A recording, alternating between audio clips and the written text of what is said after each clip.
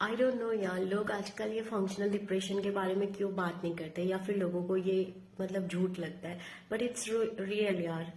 मतलब आप खुद के साथ ही एक जंग लड़ रहे होते हो, दुनिया वालों को दिखाने के लिए आप कितने अच्छे हंसी मजाक करने वाले इंसान हो।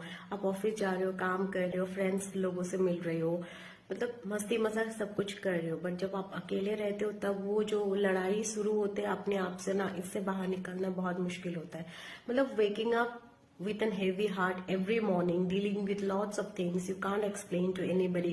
आप बता नहीं सकते हो जो लोगों को, आप समझा नहीं सकते हो आप किस चीज से गुजर रहे हो, और अगले वाले इंसान को लगता है कि आप मूडी हो, आपको शायद बात करने की तमीज नहीं है।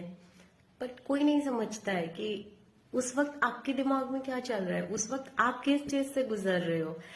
मतलब पता नहीं कोई क्यों इतना बात क्यों नहीं करते, या करते, मुझ तो पहुंचा नहीं आज तक।